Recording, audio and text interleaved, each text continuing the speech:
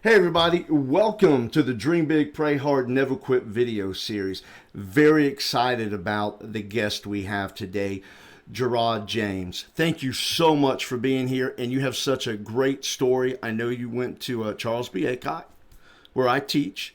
We met several years ago when I used to coach wrestling. So yes, I did coach wrestling, kind of. I did more paperwork then. I think I did more of the paperwork, and we had other coaches doing the coaching. But I met you, and you would come in and help with the tournaments and stuff like that. And I think you were working on your undergrad at the time. Yep. And then I've just kind of followed you on Facebook and watched your story grow. And I'm like, wow, man, this guy has really went out there and done some great things. And I thought you'd be the perfect guest for Dream Big, Pray Hard, Never Quit. And when we saw each other about a month ago and you were interested, I was extremely excited. So thank you so much for being willing to come out here. I appreciate it. Thanks for having me, RJ. Well, no problem. I'm going to kind of just let you tell your story. You can start wherever you want in high school. I kind of like the story about you hitting trees with your forearms. Not, whatever. Right. And kind of tell us how it went, because I know you went through a personal tragedy with your football career, but I love how the story goes from there. So go ahead, and then I'll just, sit here and listen and smile and look pretty. I appreciate that, RJ. I really do appreciate it, man. Thanks for having me on. I'm excited. So it's my whole story. I feel like I'm still in it, so I can't give you like the. Well, you're very young. That's true. 26. 26. Pick up sticks, man. Man, I'm like twice your age. You can be my son. I'm just gonna call you son. Okay, go ahead, son. Yeah. So I feel like I'm still in it, and that's very fun. That's very rewarding for me. But I'll give you a little bit about the background part of it. So pretty much to set the tone, I was born with a condition called Erb's palsy, or brachial plexus palsy. Essentially, it's damage into the nerves on my right shoulder that limits my range of motion, specifically muscle weakness in my deltoid, tricep, and pectoral muscle. So that was a birth injury. It was a large baby, was born, the damage happened, and it kind of was what it was from there. Not anything crazy that happened there. Just kind of was what it was, But I was very blessed, and I'm thankful to God for that I had a dad, really a hard-nosed dad, and a mom that really didn't let me use that as an excuse. So very early on, I can remember training. My dad put up a pulley system in my room. So like on the threshold of the door, he rigged up a little pulley system, and would always have me doing shoulder raises or shoulder pull downs or tricep press, anything I could do.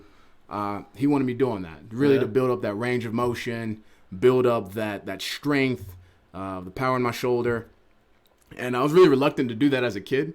Just because as a kid, you want to do it, you want to eat cereal and watch cartoons, right? Right. The fun stuff. I don't want to be up here like. I don't want to be in my room training. Yeah, I don't want to be in training like I'm 7. You know what I mean? Come on, son. Yeah. We're gonna make the NFL. Let's train. But it's funny because it was never like that. It was more so like, I want you to develop your shoulder as much as you can, because I don't want you to ever use it as a crutch or as an excuse for why you can't or why you shouldn't be able to do something. So that started it. That started that work ethic. To be honest with you, I think being born with the condition was a blessing in disguise, because I had not had it. I never knew this. So when you're telling me this, I'm like, oh, wow, I didn't know this. Yeah, man. So this is how I can reach my arm. I did not know that. Yeah. And you ended up playing college football. Yeah. All right, I'm going to let you tell the rest of the story, because I'm extremely impressed. Yeah. Yeah, man. So pretty much really started getting serious about playing football in middle school. I got picked on a lot. I was a really large kid. So I got picked on for my size. But once I started playing football, once I started playing in 5th grade, I started developing that little swagger as a kid. Like, I'm pretty good at this. I'm a big guy. I know what's going through me. And once I hit 7th and 8th grade, it really changed, where it's like, okay, I want to be really good at this. They weren't picking on you anymore. They weren't picking on me anymore, exactly. But I wanted to. I'm sorry. No, you're fine. You're fine. We can cut this out. You're tapping on it. You're tapping. Oh, I'm on sorry. it. No. I want you to plug in the mic fully. I think the mic is coming undone. Oop. Push it up. Yeah. We good? Yeah, pretty good. All right, we can cut that out. So, Don't worry about it. I shouldn't tap. Don't You're tap. fine tapping Okay. actually because we have the suspension system now. Yeah. Just don't hit the mic. Okay. And y'all are doing awesome, and I hate that we had to stop. I was trying to do it That's cool. discreetly, but I could hear it popping. So I think it was a little loose, and every time it was moving, it was popping. It was the popping. cable. I got you. All right. So, All right, we're I'm good. so sorry. Y'all are doing awesome. Y'all are on a No, roll. you're cool, man. Okay, so Go ahead. Yeah, so middle school is when I really started taking it serious. 7th and 8th grade, my body started coming, started growing. I think at this point I was probably 6'3", maybe 290 in middle school. Are in you 8th kidding grade. me? No, not You kidding at were a all. coach's dream. I mean, I could see me walking down the hall. Does he go to school here? Yeah, I would be thrilled. I bet the coaches are just like, yeah, we're going to state championship in middle school. I don't even think there is a state championship in middle school, but they were going. Hey, listen, Norway and Cobras. You should have watched out for us. We're bad people. Did you beat the high school team? Did we beat the high school team? Did you guys get to play the high school team and beat them? No, No, we didn't. okay. But I did get to Coach Pinkowski, who was the high school coach at the time at ACOC. He had this board of it's like, if you guys squat 300 or 350, it's the big lift board. Right. Every high school weight room has one. And 8th grade, they let us work out with the high school kids. And I remember I squatted 300 pounds, and that was like the entrance to get on the big board. So, and if you're in 8th grade, you got a star beside your name too, to let people know, like, hey, I'm coming. So that was really cool. That was kind of like my introduction to high school a little bit. And all the other kids that couldn't squat 300 that were in high school were like, oh, man, they felt bad, didn't they? No, they're like, we're going to get this kid when he comes up here. Oh, good. So I'm assuming you left junior high and went straight in. Did you play JV at all? I did. You did? Okay. I played JV football for a year. So that was good. I remember one of my first practices there. I don't know if I was hitting a type of way or blocking a type of way, but I remember Coach Pink came up to me and he was like, I don't care what's wrong with your shoulder. You're going to hit with 3 points of contact. And that's going to be, 2 hands and you're going to put your face mask in it. And that was the first time I ever had a coach explicitly come up to tell me that I don't care what's wrong with your shoulder. You're going to do this the right way. And I said, yes, sir. And wasn't about to talk back to Coach Pink. So, but that made me realize, like, he didn't care how my body was. He didn't care, about my condition. He just wanted me to do things the right way and, play with a good technique. And for him to not care, it made me not care, Yep. And so started developing from high school from there. Be honest with you, high school wrestling was what really set me apart. Yeah. That's what really taught me how to work. That is a grueling sport. Absolutely. I had never wrestled, and then they asked me to coach. Uh-huh. And like I said, I did the paperwork. But then when I got in there and saw the amount of work and everything they did, I was like, I loved it because it was an individual and it was you against you. Mm-hmm. You were as good as you wanted to be. And I loved it. I'm sorry, go ahead. No, you're cool, man. Coach Bass wasn't playing. No, no.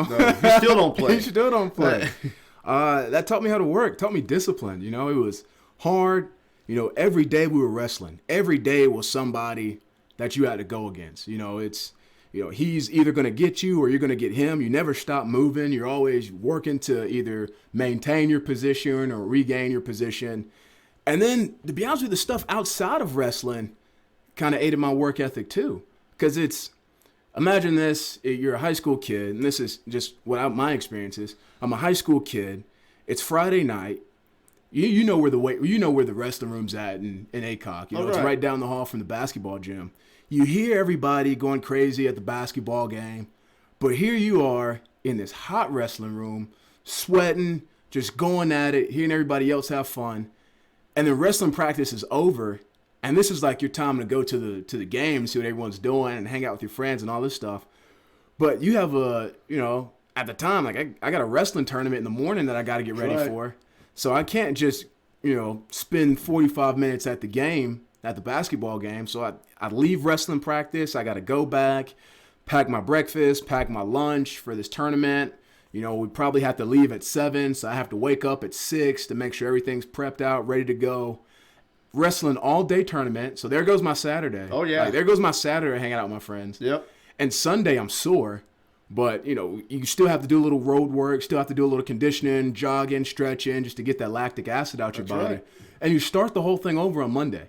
So There's no break. No break. There's no break. You know, but I appreciated it because it taught me how to work.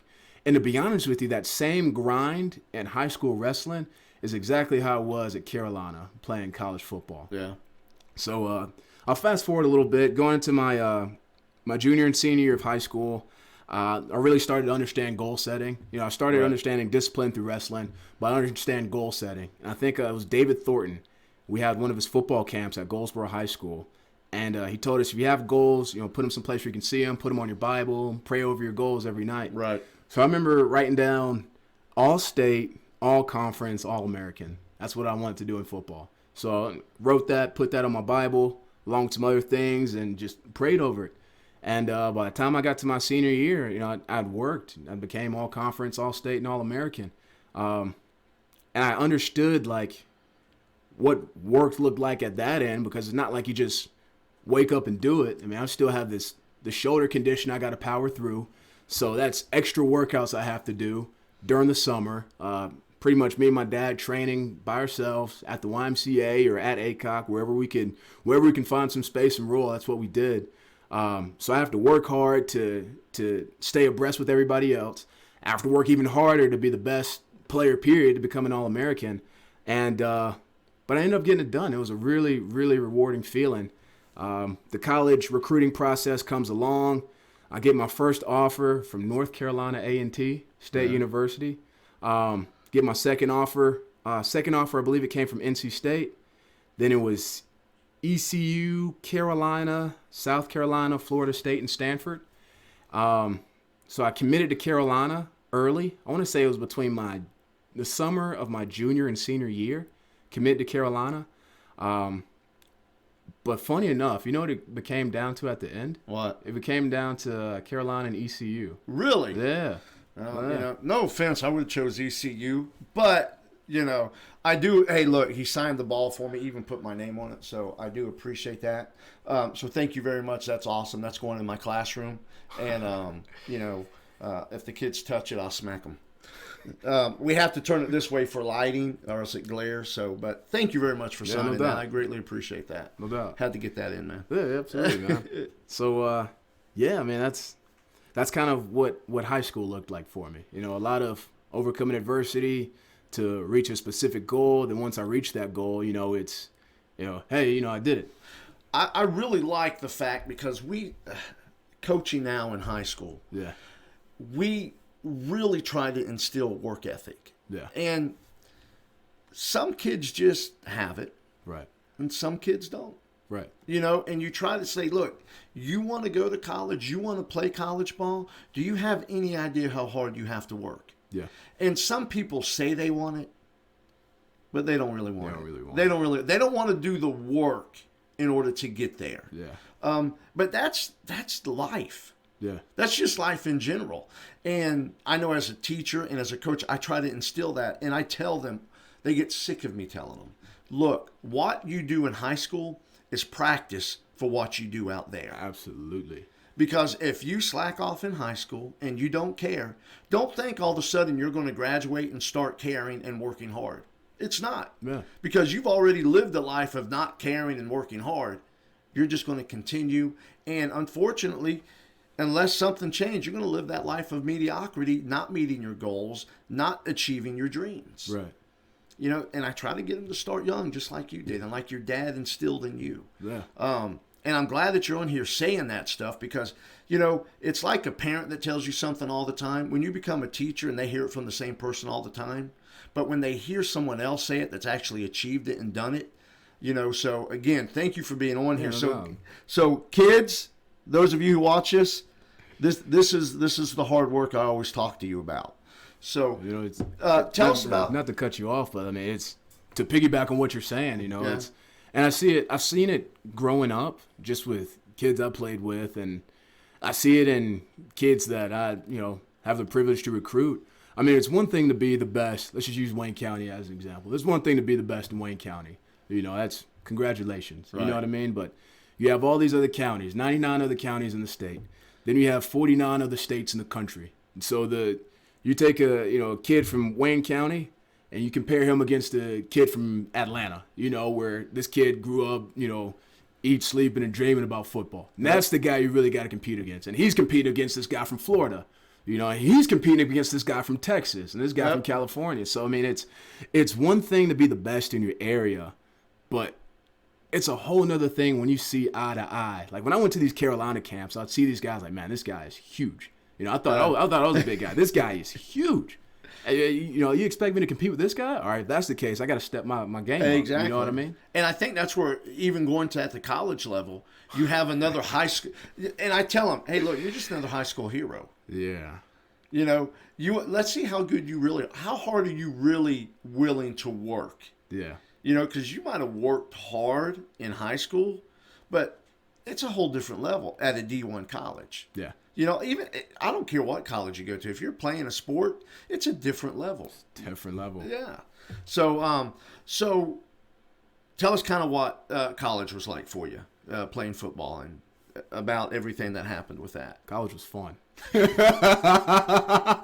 Okay. College was a great. No, to be honest, it was a lot of fun. Carolina was a great time, and that was one of the reasons that made me want to go to Carolina. Like I'd go to, my sister went there, so I was up there, pretty frequently visiting her. But once I started hitting my junior and senior year and starting seeing all these, different schools and different people talking about college, I remember going to Carolina and everyone just seemed to always be happy. Like it was just a really happy place in Chapel Hill. And I remember thinking to myself, like, if I can come up here and just be that happy, as a student, imagine if I got to play football on top of that. Yeah. So it was a really, really great place. And, I'm glad I got my education from there. Because, I mean, it's just a really, really unique place when you have all these students who are from all over the world. And they're super creative thinkers. And they're passionate about something. And they take that creativity and that passion and they leverage it to actually create something that makes a difference. It was a privilege to be a part of that student body. The football side of it was fun too. It was, again, a lot of work, but it just made me take everything to a different level. Right. So the workouts that I did with my dad and everything in high school, that was great because it helped me become a really good high school football player. And that's the key word, maybe become a good high school football player. Right. But to play at Carolina was just completely different. So I went from being the best kid at ACOG, so I get to Carolina, and pretty much to set the tone, my redshirt freshman year, let's see, the left tackle got picked up by the Baltimore Ravens, the left guard from the Arizona Cardinals, the center by the Bengals, the right guard plays in Canada, and the right tackle got picked up by the Texans. So that was a starting five. That's a pretty good starting five. Who am I as a freshman? I'm going against these guys? Are you kidding me? So it's that pretty much set the. I ain't gonna. My bad, man. I don't want to keep saying set the tone. I'm about to cut through it, but you can cut this part out, right? Yeah. No, don't, Keith. Keith, please.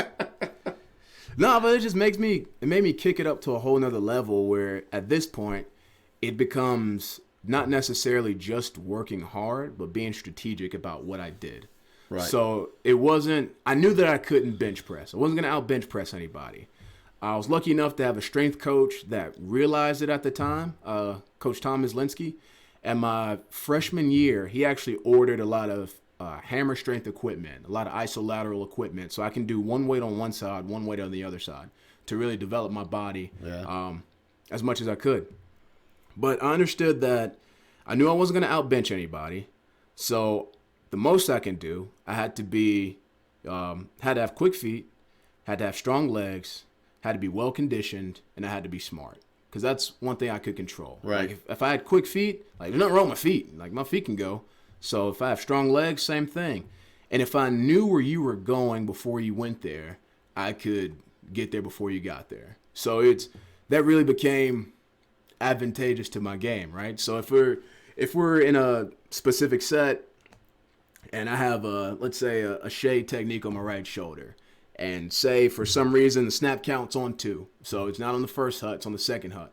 On that first hut, if I see that nose guard who's on my right shoulder try to cross over to my left, I know that the defensive end's going to long stick, and they're probably going to have 2 blitzers coming off that edge. So instead of me setting to the right, if it's a pass play, to pick up this nose guard who I know is just going to come back left, I'm probably just going to set back more vertical and let him come to me. You know, just really strategic things. I'm saying right like I know what he's talking about, but yeah, right. I didn't mean to nerd out on you. No, you're good, man. You're good. But to be able to recognize that and communicate that to everybody else, right? You know, that became what I had to use to become an asset to the team, or to help the team as much as I could. Right. So started going along with that. We have this coaching change with so Coach Davis was there when I first got recruited. Then he got let go. Then Coach Everett Withers, became the interim head coach. This is 2011. And at the end of the season, he was released. Then Coach Fedora took over in 2012. So that was adjusting to a whole new culture, right. Whole new different group of people, different people, and it was me reproving myself all over again, right? So it's one thing if Coach Davis is recruited, man, he understands my shoulder and, you know, the things like that, but still takes that shot on me. That's great. It's another thing when a new coach takes over, and now I got to reprove that all over again. Right. You know, day one he steps on campus and he looks at my profile or whatever. He sees this. He's probably already thinking in his mind, just as a head coach, you know, we probably need to go on to the next guy. So I have to, one, fight my competition. When I say competition, I mean the men on the other side of the ball to prove I can play. And 2, prove to him that I can play. So that takes a whole new. It takes me to a deeper level. You know, your mind just goes to a different spot where you wrestle with yourself more, and you're, I guess, questioning yourself. You know, not to the point of can I do it, but more of the I've got to do it. What do I have to do in order to get where I need to go to prove to this guy that I can play? Not even that. Yes, that, but it got to the point where I had to get so zapped out of my mind that it wasn't about what anybody else thought about me. It's all about what I wanted to do for myself and for my teammates. So if it had gotten to the point where, you know, whomever believed in me or whoever had any, and, you know, granted, Coach Fedora and Coach Cat believed in me. Like, right. I'm thankful for that. But it got to the point where I had to develop so much confidence in what I did and so much confidence in myself that it didn't matter who was watching, right. Because my job was to get my job done. And that just takes your mind to a completely different place where it doesn't matter who's around. I got a job to do, and I'm going to do it. You know, it's funny. We're sitting here talking, and I don't know if people notice, but I can see your intensity as you talk when you talk about football and what you've had to do. From the time we started, and now you're in college, and you're like, I can see you reliving it in your mind right now as you're telling it. Because that intensity is up, and I'm like, I can see I was like, man, he's getting tense. He's talking about it, man.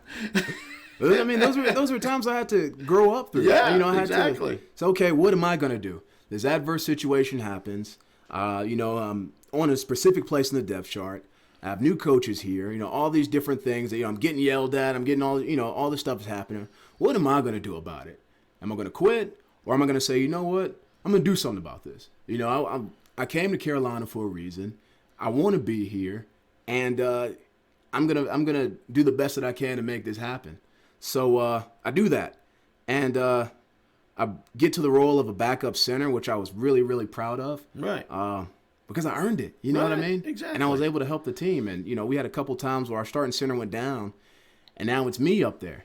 And we go up and I'm able to go up and execute, and the team doesn't miss a beat.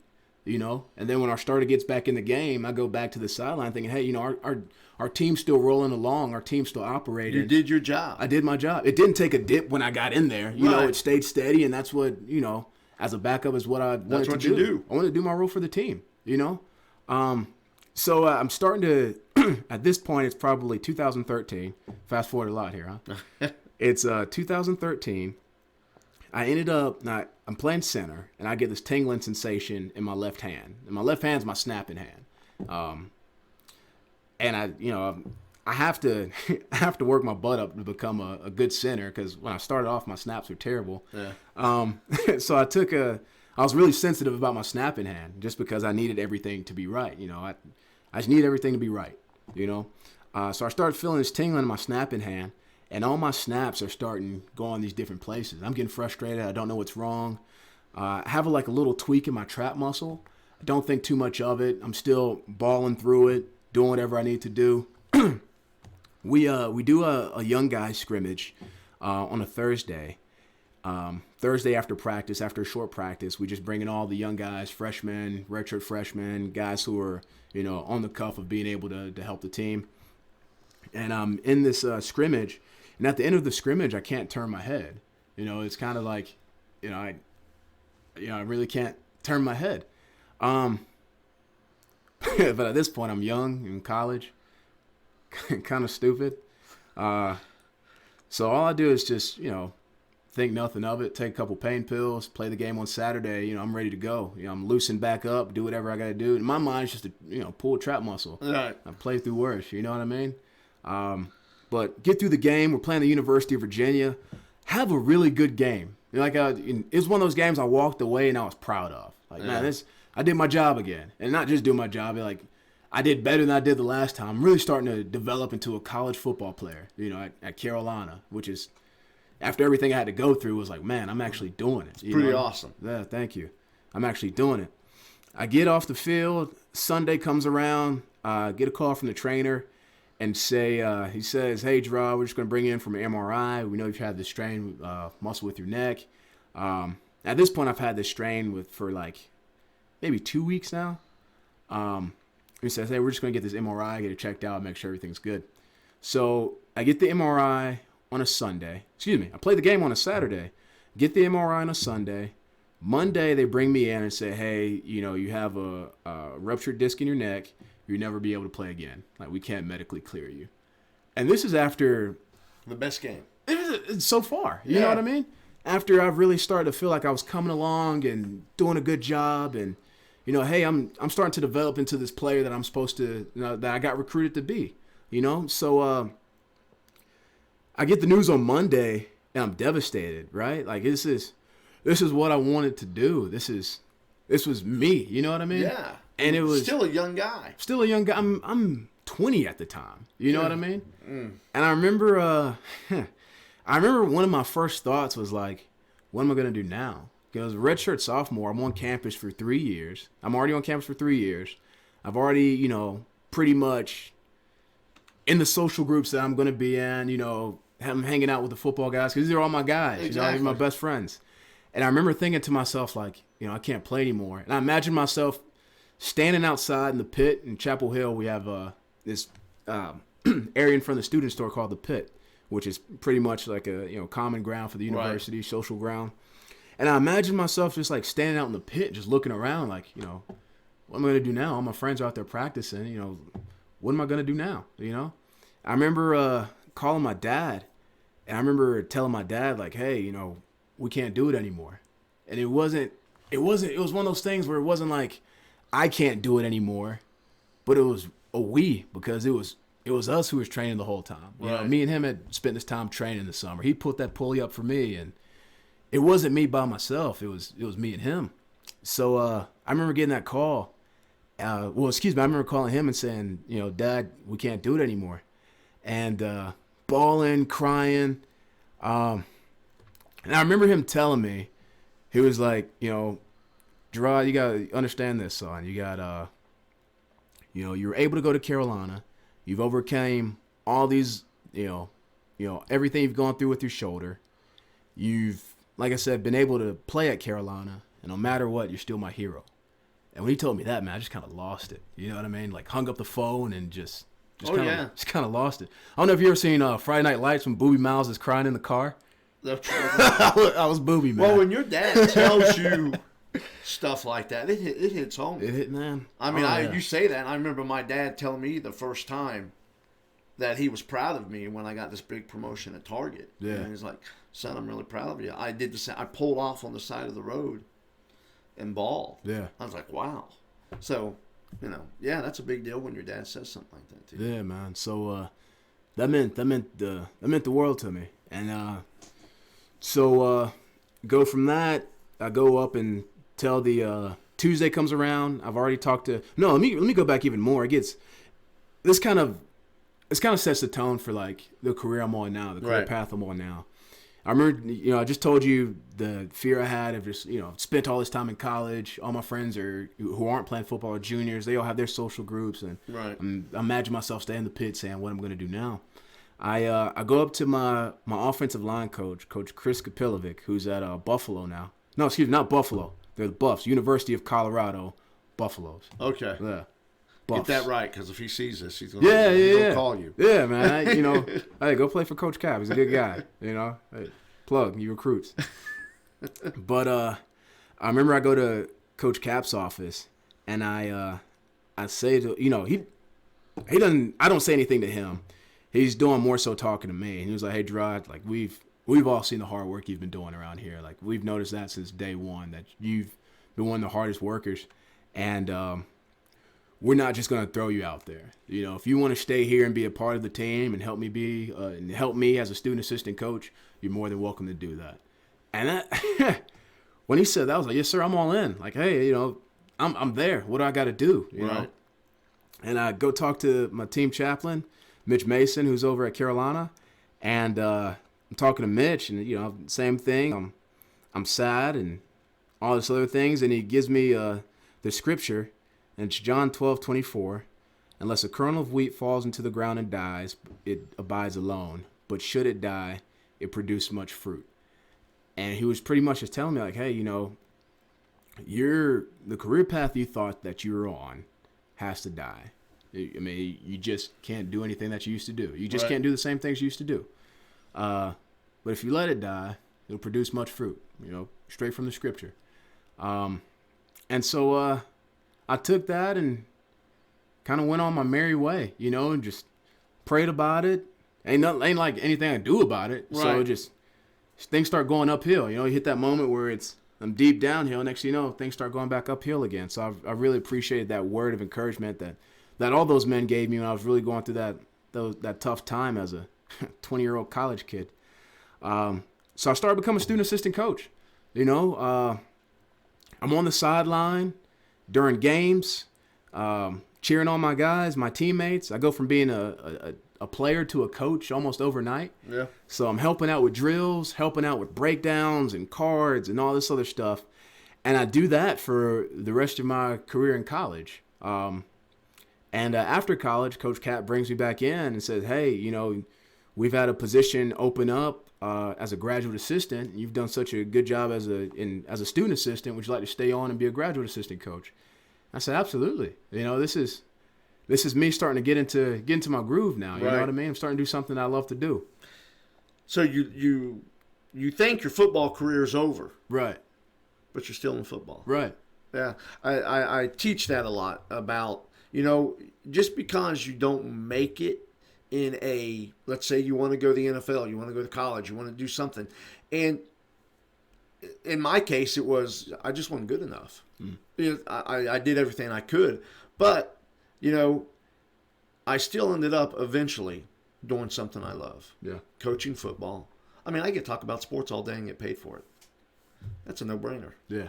I mean, so you can still be involved in something even though your career path may take a different turn. And I think that's a great story that you still did something you loved, just in a different capacity. Yeah. So I think what was most unique for me at the time was the mindset shift. And that before, as a player, it was pretty much all about me. Right. Not selfishly. I mean, it is selfish, but it's just, what can you do for the team? Yeah. Right. I want to be the best. But as a coach, that mindset, even as a student coach, shifted where it's like, it's not about me at all. It's about the players. It's about the team. It's kind of, it was humbling too. I went from being on the front of the plane to the back of the plane, just, with all the support staff. Right.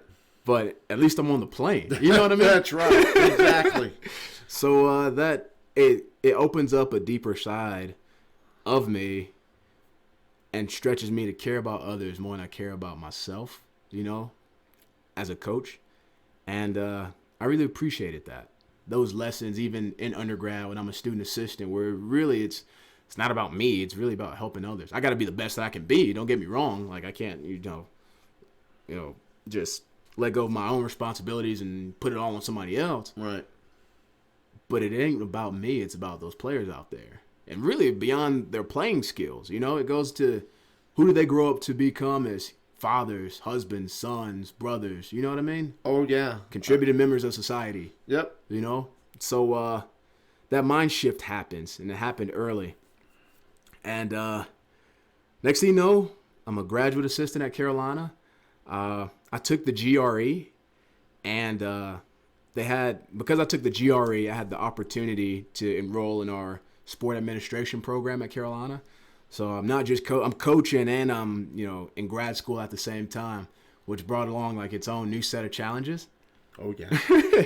So I'm literally coaching by day, studying at night, studying my classwork at night, making sure all my assignments are done, making sure on the football side all my breakdowns are done, things of that nature, and doing that day in after day after day after day, because I really wanted my master's degree. I kind of knew I feel like I'm kind of rambling now. That's all right. You're good. Yeah, I'm in la la land right now.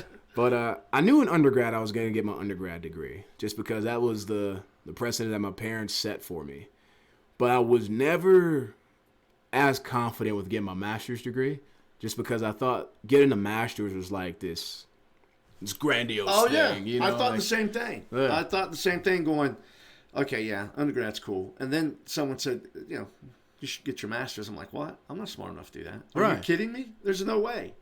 And I will tell you to this day, of all the degrees that's going to come out bad, but of the degrees that I have, that was the hardest because it was so different. I thought the bachelor's degree would be hard, but the master's is just, it takes everything you got. Plus, you were doing what you were, all the other stuff you're doing, and then on top of that, your master's degree, because you're basically teaching yourself. Right. You're doing a bunch. All it is research, and it's tough. Yeah. It's extremely tough. Yeah. So I don't mean to cut you off, Very but cool, man. I wanted to let you. Yeah, it's anyone out there trying to get their masters, it's tough. But you can do it. Yes, exactly. You can really do it.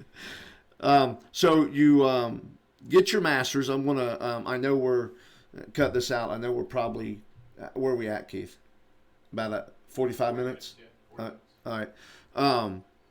So we'll get back into it right now. Yeah, that's cool. So you're at Carolina. You're getting your masters.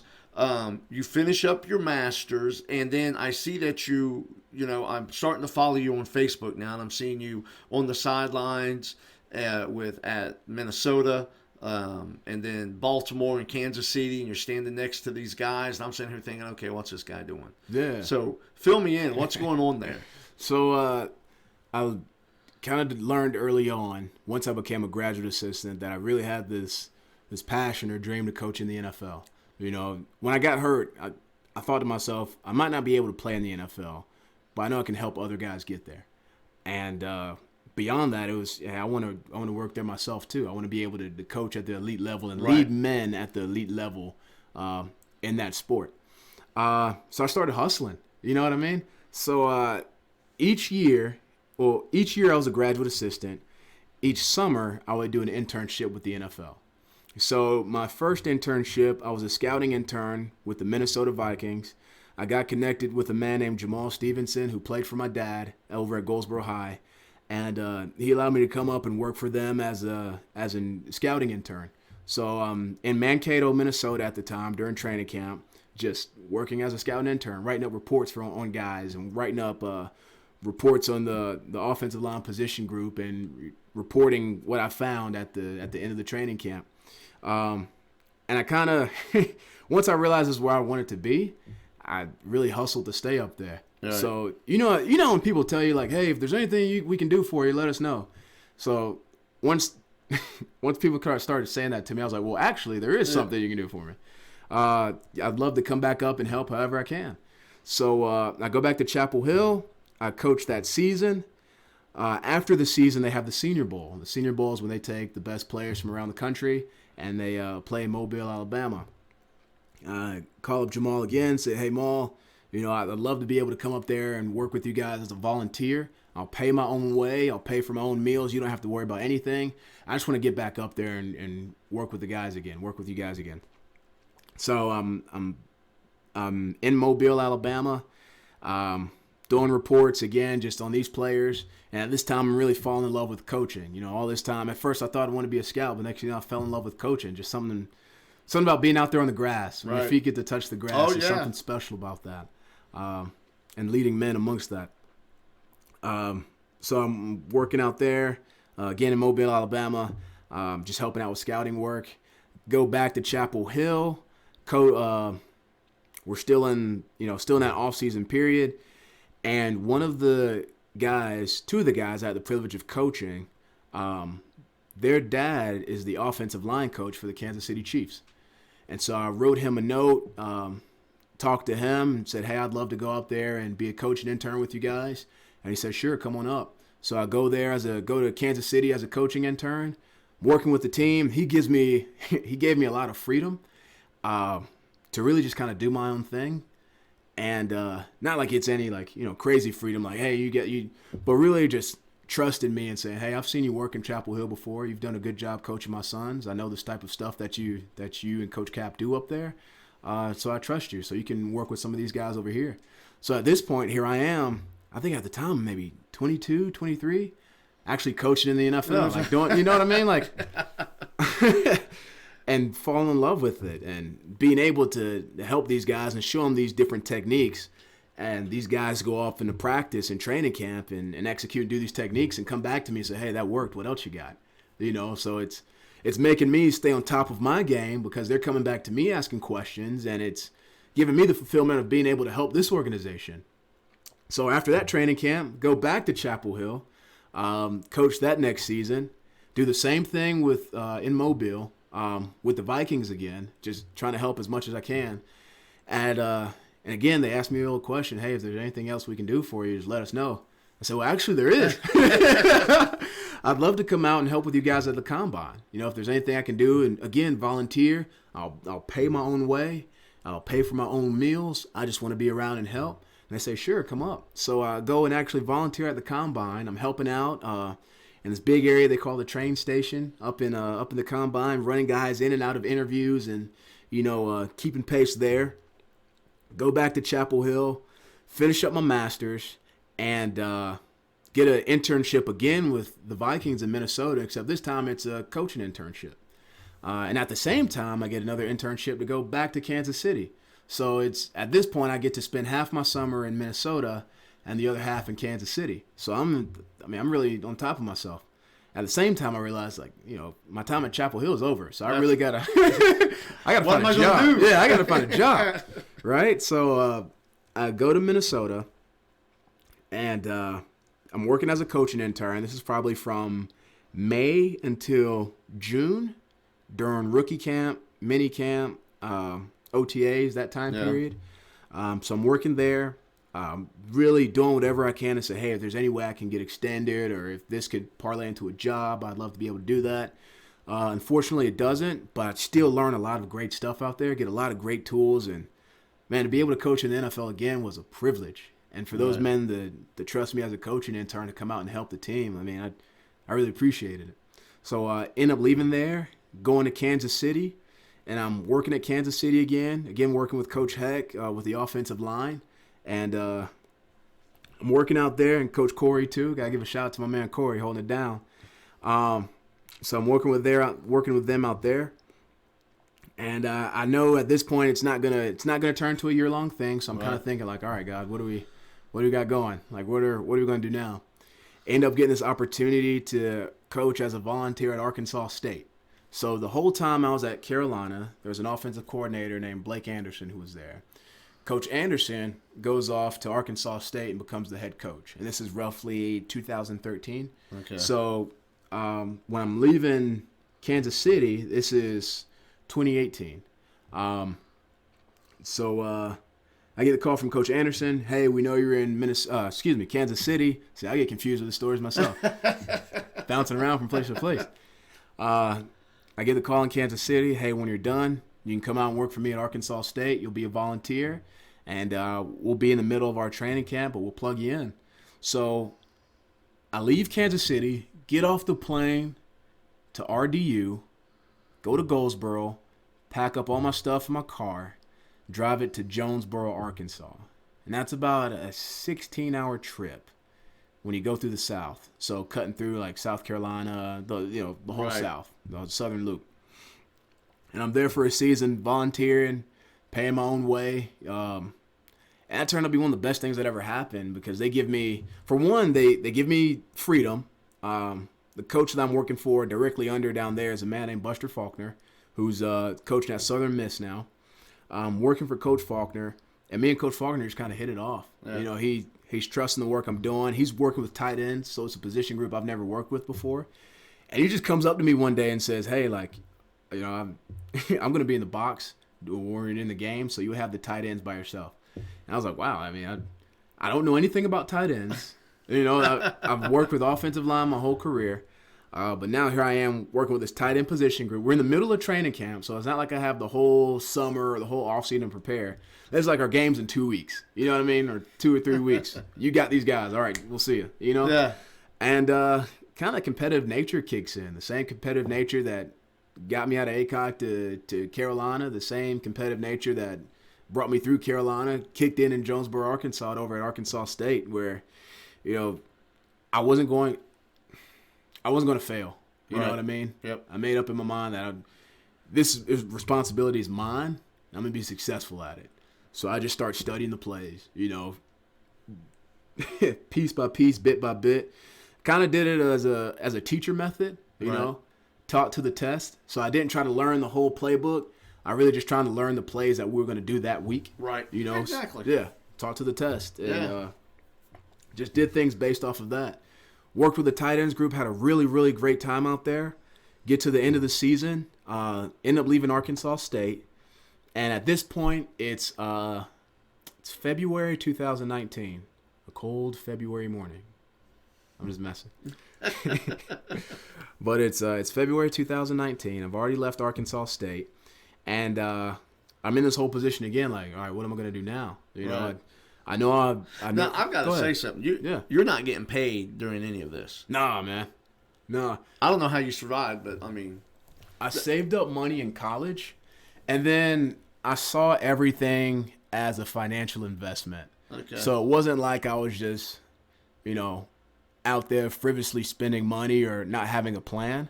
I knew what my plan was, and I saw this time period as a financial self-investment that was going to parlay into something bigger. Oh, you know, yeah. at this time, I'm 25. I know I'm going to remake Kids, the did you money. hear that word parlay? That's a master's degree level word, parlay. Go ahead. I'm hoping I used it right. Yeah. So, like I said, I see it as a self-investment. I wanted to invest in myself. This is my career path. This is my business. So it's just a self-investment. Right. But I'm not getting any other investors at the time. So I'm at home thinking to myself, like, you know, I've always wanted to coach in the NFL. That's not happening. I'm looking to coach in colleges. That's not happening. Pretty much everything is getting filled. I'm getting rejection letters, you know, Right. no's left and right. I'm sorry, tries next season, getting all that left and right. And I'm thinking to myself, like, I can either sit here and mope, or I can find a way for myself to be an asset to whatever team I'm on next. Right. You know, I don't know what's going to happen next, but I can prepare to be ready for when it happens next, to be an asset. So I'm not just a volunteer anymore. I'm not just an intern. I'm not just, you know, something. I want to be an asset, truly be an asset. And you've taken everything that you've been through, and I'm pulling this together. Yeah. Everything that you've been through, you've worked hard. And now you get to a point in your life to where you're like, okay, what am I going to do now? I'm at a point where everything's kind of like, okay, I've got a rejection here, I got a rejection here, I got a rejection here. But you don't give up. I'm at failure, and I didn't give up. Exactly. You know? You're like, you know what? Hey, been here before, been there, done that. Hey, what's next? Bring it on. Yeah. And I love that attitude. Yeah. You know, you get to that point, you know, I didn't necessarily start out there, but I got to that point. Right. You know, I didn't want to quit. I've been working at this for so long, didn't want to just stop. You know what I mean? Too much invested into it. Exactly. So I tried to find a way, like I said, to make myself an asset. And that took me on this long study of just leadership. You know, I started reading books. I started reading books, started listening to podcasts and watching television series, things that I can do to make me a better leader. You know what? There's a really good podcast out there. What is it? Oh, it's Dream Big, Pray Hard, Never Quit. So if anyone wants to listen to a podcast, that's a really good one. Sorry, I had to get that plug in. Go ahead. Respect it. Respect it. So, on this leadership study that I'm going on, again, just more self-investment, right? I end up going to this breakfast, this community breakfast in Goldsboro. And I'm there. I'm really underdressed for the occasion. I didn't know it was going to be like a suit and tie occasion. Right. I thought it was going to be more of a khaki shorts polo occasion, which is what I went to. So you're in khaki shorts, and a polo, and everyone else is in a suit. Everyone else is in a suit. Feel a little bit out of place? I did. It's one of you walk in the room like, well, I am underdressed. I definitely don't fit in right now just because of my And you're just attire. sitting there going, oh, great, yeah. Not what I expected. But I'm here. Yep. And they got breakfast. So let's do it. There's food involved. I'm here. Yeah, man. So I ended up meeting two legislators, Representative Raymond Smith and Senator Jim Perry, and they oversee Wayne County. And I go up to them and I'm talking to them with the same thing, like, hey, this is kind of the journey I've been through. You know, maybe not the 45 to an hour version that we've had here so far. Exactly. You know, kind of the 30-second elevator pitch. Hey, this is what I'm trying to do. I want to learn from you guys. How can I do it? And they said, hey, if you want to come out and shadow us at the state legislature, we'd love to have you over at the General Assembly in Raleigh. And I say, absolutely. You know, so I sent him an email, sent Senator Perry and Representative Smith an email, and got a response. You know, it's one thing to like follow up with people, or say it's one thing to say you're going to do something. Right. It's another thing to follow up, and it's a whole nother thing when they respond. Yep. Right. But at this time, like, I ain't got a job, so I got time. So I sent them an email, and Senator Perry responds to me first, and we set up a time to go up there, and I go up there and shadow him, and it's really unique in a sense that we understand. And this is kind of like bringing things closer to home and closer to now and closer to society, right? Right. So I'm shadowing him at this, you know, in this tumultuous time. I don't even say tumultuous. Maybe it is tumultuous. At this time that Another we live big in word, now, kids.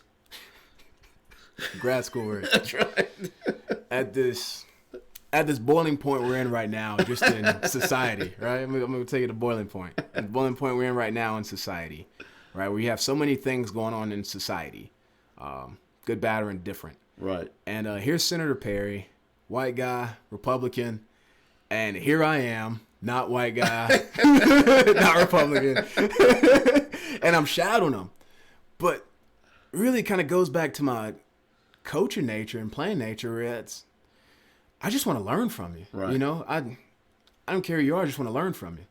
And for him to, you know, pretty much let me shadow him, I really appreciated it. Because, I mean, we do live in this time in society where people are hesitant to you know, reach out and help somebody up. But here he is, and he lets me shadow him. You know, complete opposite side of the aisle. He just, you know, gives me a chance to see what life's like in his world. So I'm shadowing, understanding, you know, just understanding what leadership looks like, understanding the political process. And then I shadow the next day Representative Smith. So it's now I'm pretty much on the opposite side of the aisle, you know, African-American man on the Democratic side. So just switch over, complete opposites, you know, and, you know, see what leadership looks like on his side. And again, navigating that world and understanding that world there, still having that mindset of the coach, like, hey, I don't care who you are. I'm grateful for the opportunity. Right. When I say I don't care who you are, like, you know what I mean by that. I don't care where you come from, for you to take the time to reach your hand out to me and say, hey, Jarrod, I want to show you these opportunities that are out here, and I want to show you what leadership looks like. I appreciated it, you know. And I still appreciate it because he still helps me out a bunch, both of those men. But I'm with Representative Smith. I'm shadowing. He's showing me the ropes and showing me how politics works from his side. And ended up getting connected with a man named Billy Richardson, who Billy's pretty much changed my life at this period in my life, you know. So I'm at a breakfast. I'm talking to Billy, and Billy says, "Hey, you ought to intern for me one day." You know, I'm thinking to myself, all right, you know, that's cool. I'm still looking for coaching jobs, but hey, I appreciate you offering it. Representative Smith talks to me a little bit more and says, "Hey, we know you're in between on this coaching deal, but in the meantime, it'd be great if you interned here. I think it'd be a really great experience for you. You'd grow a lot here, so you know, you should really think about it."